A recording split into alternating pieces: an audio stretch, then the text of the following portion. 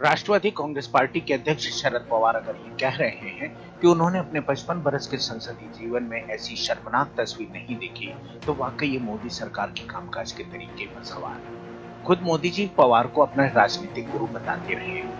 शरद पवार का ये बयान देश के संसदीय लोकतंत्र की परिपक्वता पर भी सवाल खड़े करता है। दरअसल राज्यसभा में बिल पारित करते वक्त विपक्ष का विरोध इसलिए था कि आम बीमा व्यापार राष्ट्रीयकरण संशोधन विधेयक को प्रवर समिति के पास समीक्षा के लिए भेजा जाए। विपक्ष का कहना है कि विधेयक जनता के भरोसे के प्रतीक LIC जैसी सरकारी बीमा कंपनियों को पूंजीपतियों के हवाले करने की कोशिश है। ऐसे में सरकार का इस बिल को पारित करवाने के लिए बल प्रयोग की जरूरत संसदीय मर्यादा के खिलाफ है। हम ये चाहते हैं, कौन लाए वो बाहर की फोर्सेस को, किसने इजाजत दी और इतने संख्या में सदन में आने की क्या जरूरत थी, तो ये इसका कारण कौन है। और अपोजिशन को बदनाम करने के लिए ऐसी चीजें अगर सरकार करती गई और बाहर मीडिया में एक इम्प्रेशन देते हैं कि हम हाउस चलाना चाहते हैं, अपोजिशन पार्टी नहीं चाहती, लेकिन वो अंदर जो होता है वो किसी को मालूम नहीं होता। सदन में जो चला वो अनडेमोक्रेटिक था और खास करके गड़बड़ी में जो इम्पोर्टेंट बिल्स उन्होंने पास कर ली वो भी अच्छा नहीं था। इसका हम कंडम करते हैं और उनको बताया इसकी इंक्वायरी करिए। सरकार ने अब तक पेश हुए 20 विधेयकों में से 19 तो बगैर चर्चा के पारित करवाए हैं।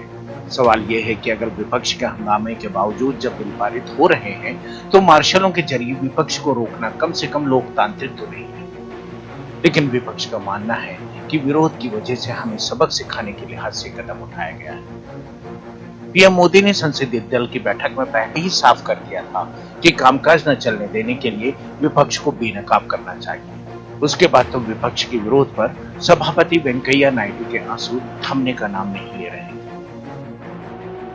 Last night, I struggled to find out the provocation or reason for forcing this August House to hit such a low yesterday.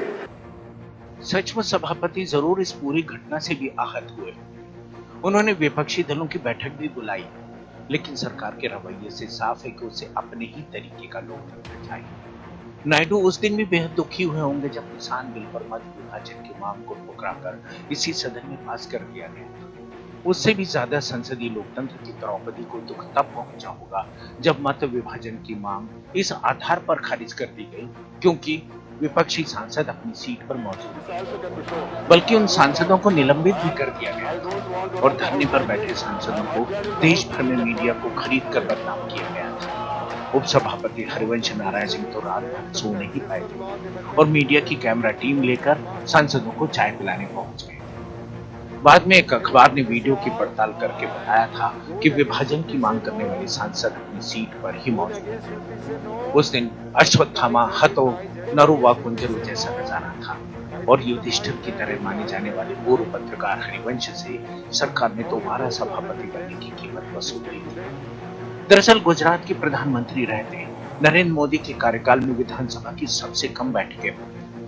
वहीं उन पर विपक्ष के नेता को निलंबित कराकर विधेयक पास कराने के भी आरोप लगते रहे। ऐसे में विपक्ष का प्रधानमंत्री बनने के बाद मोदी जी की सरकार पर संसदीय गरिमा के हनन का आरोप झसपा होता नजर आ रहा है। बीमा बिल के बहाने ये सवाल उठना भी लाजमी है कि प्रवर समितियों को समीक्षा के लिए विधेयक भेजने की परंपरा आखिर कहां लुप्त हो। विधेयकों को जबरदस्ती पारित कराना कौन सा संसदीय लोकतंत्र है, बल्कि अब तो संसद को दरकिनार कर अध्यादेशों के दम पर सरकार चलाई जाने का चलन बढ़ गया और 6 महीने बाद अध्यादेशों को कानून में बदलने के लिए बगैर बहस पारित करा लिया जाता है। अगर बहुमत की सरकार हो तो विपक्ष की आवाज को दबाना ही लोकतंत्र हो गया है। सवाल यह है कि आखिर संसद का इस्तेमाल जनता की आंखों में धूल झोंकने के लिए क्यों किया जा रहा है। जाहिर है कि संसदीय लोकतंत्र अब बहुसंख्यकवाद में बदल चुका है और बहुसंख्यकवाद संसदीय लोकतंत्र को मुखौटे की तरह इस्तेमाल कर रहा है। अंशुमान त्रिपाठी, APN।